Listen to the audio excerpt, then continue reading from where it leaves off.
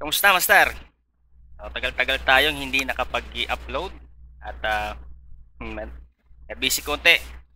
So, yung problem natin, kung nakaraan, meron ako sanang upload. Kaso ang problem, na-stuck ako dito eh. Dito, na-stuck ako dito. Yung results niya dapat, ganito yung results niya. Kasi nga, sa settings natin, yung pinili natin ay secondary menu. Secondary menu, di ba? Dito yan, no? Meron akong ginawang secondary menu, kung maalala nyo dun sa, sa previous video ko, medyo matagal-tagal na rin, mga ilang araw. So ito yon. Yan, explain ko mamaya. Explain ko sa inyo. So okay naman dito sa settings ko na ginawa. Ang problem lang, hindi siya lumalabas dito sa front end. May parang may weird sa sa code, ba? So kung dito ko naman i-extract yung options na to kasi nagse-save to eh. Ito yan, ito yung option na yan, wait lang, open natin sa kabilang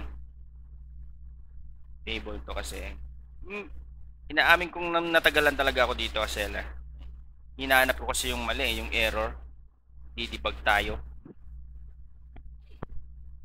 Ayan itong settings na to, supposed to be dapat matatawag ko to. Matatawag ko dapat dito yan eh. Ito, ipapakita ko sa inyo yung codes. So, i-comment ko muna yung ginawa ko.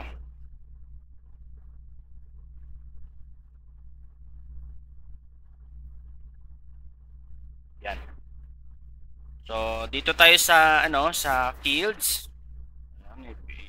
Ito yung sa admin. Sa admin na end. Print option.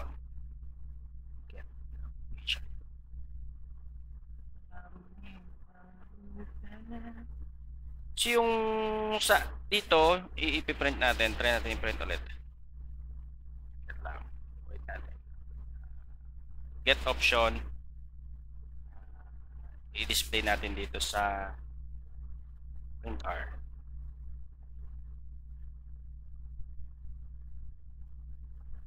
Print R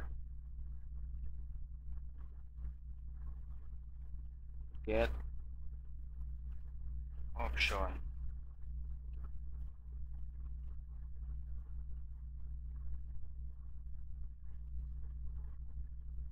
Medyo to eh, medyo weird. Ayan. Lagyan natin. I-reload natin. I-view source array. Ito sa malawa dito. Ayan.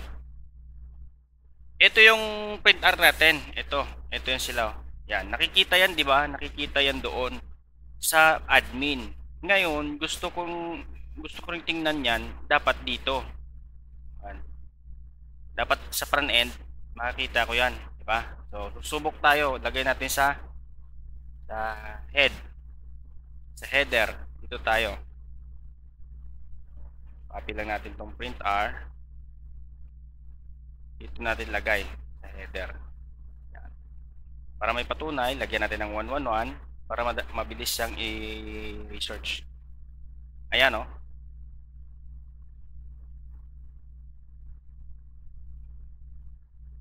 Ito lang. Ito yung palitan natin 2 para kasi yung output dito ay 1. Yan. Nakikita nyo yung testing natin 2. Yan yung basis natin doon sa print R natin para mabilis na mahanap. Itong get option na to, same lang sa admin. Ito yung admin. Ito yung admin. Ito yung front end. Hindi siya lumalabas. Yung dinidisplay niya sa front end ay 1 instead ng ganito, di ba? So yun ang problem. Diyan ako natagalan. Yung mga video ko na nakasave dito sa computer, hindi ko na in-upload. Ginawa ko, nag-research muna ako, mga daming oras siguro na natin. 2 araw din. Ilang araw. nag-research tayo. So, hanggang sa nahanap ko yung solusyon na mag-add ako ng alternative na conditional statement na kapag ang option ay 1, kapag hindi niya makita, gagamit ako ng WPDB na global gamit ang get results. So direct contact sa SQL. Ito 'yon. Oh. So kukunin ko lang yung results na naka object at tawag dito, hindi ko alam kung anong tamang term diyan eh. Tapos alternative na results, ito yung kukunin niya kapag ang option na ito ay walang option sa front end. So nakita naman natin yung front end niya 1 lang yung display, hindi siya nagdi-display ng array. So ngayon kung ilalagay ko na itong nahanap ko na solusyon, so ito na, naka-serialize kasi yung results nito kaya dapat i-unserialize siya. So ito, titingnan natin magkakaroon na yan. So direct contact ko ito sa database SQL para makuha mo yung dapat na results. So yan, ano na yun?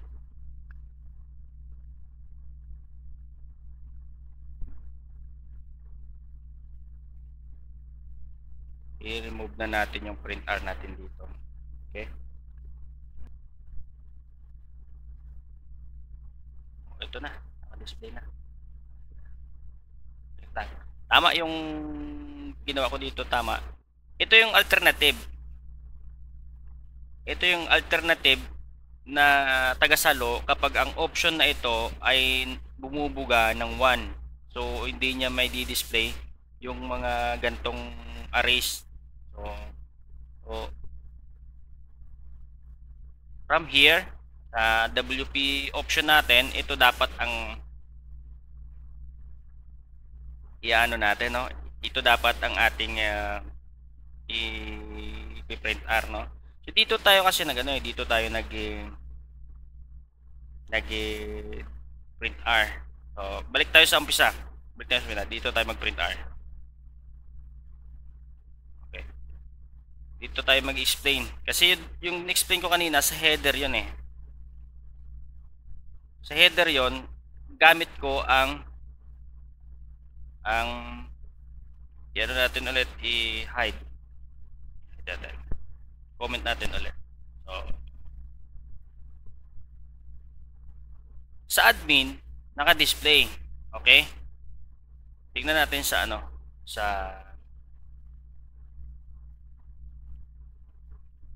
dito naman sa front end walang display. 'Di ba? Wala siyang display. Pero sa admin meron siyang display. Meron siyang arrays na naibabato. Mayroong mga array na naibabato ang admin. Pero sa front end wala. Yan ang problem ko kasi naka-save naman dito, okay naman dito. Tapos nandito naman yung mga menu. I-remove natin yung array sa header. Sa header ko kasi nilagay. Medyo nagkamali ako, hindi ko na realize to kanina. Na dapat nag-direct na lang pala ako explain doon sa front end na sa template ko mismo sa coding ko. So ito na 'yon. So 'di ba ano siya? Admin. Sa front end wala. Gamit ang solution na ginamit ko, gamit ang solution na ginamit ko na to, magkakaroon na 'yan. Ayan, tingnan natin. Kasi kapag ito empty or lagyan natin empty to kasi. Hindi, 1 or 1 yung binibigay niya. Oh. Ito, kapag binigay niya 1 instead of array, sasaluin ng code ko na to yung mga settings na naka-save sa database. Tingnan nyo. Ayan na siya, oh. Ayan, oh. Lumabas na. So, ibig sabihin, nandun na. Itanggalin natin yung print ko. Tapos i-comment natin ulit. Okay. Titingnan natin sa front end. Sa front end natin tingnan. Yan. Kung nakikita nyo, yung selected menu kasi yung output niyan sa front end is 1. Yan. Gamit ang aking solution, gamit solution ko, lalabas na po yan yung selected dito sa may mobile settings. Ayan o, mobile settings. So yan na.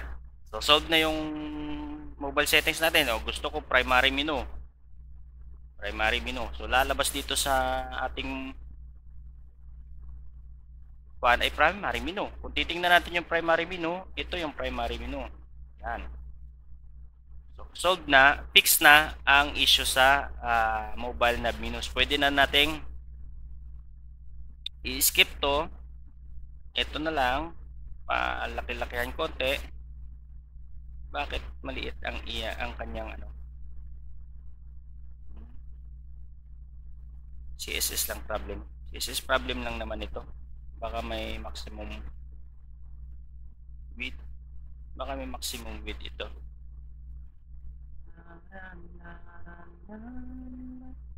Hindi naman, okay naman pala. Akala ko yun nga lang yung ibang menu yung nakikita, no? Siguro laki-lakihan natin yung menu. At least lagyan natin ng min width. Halimbawa, kano ba to? 150.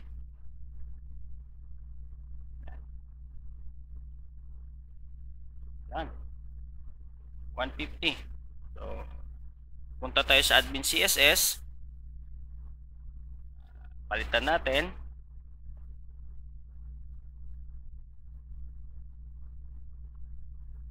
Lagay tayo ng min width.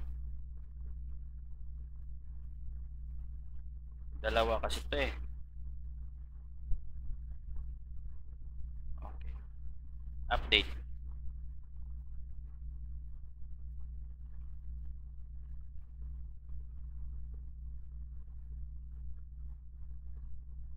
Pagka ganyan, hard refresh kayo, Control F5.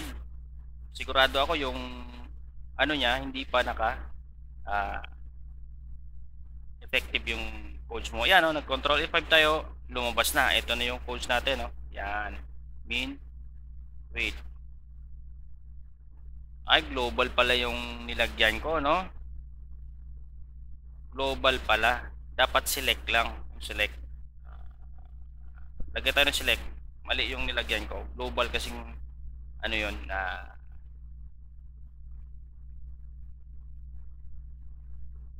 specific natin sa select option lang, select na lang property.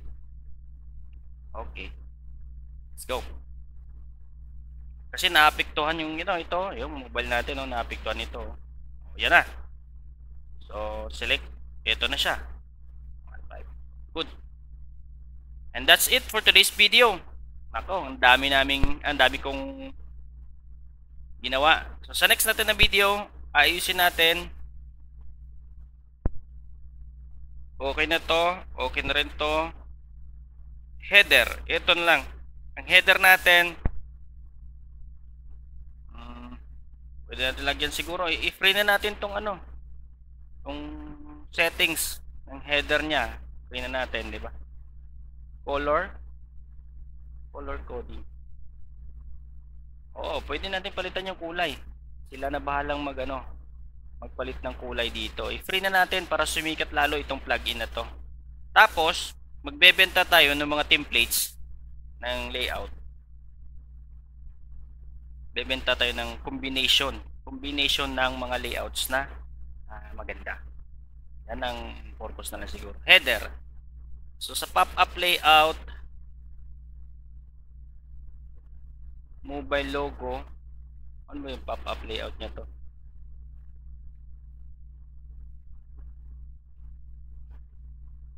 I-check ko pa, medyo matagal matagal na hindi ko na to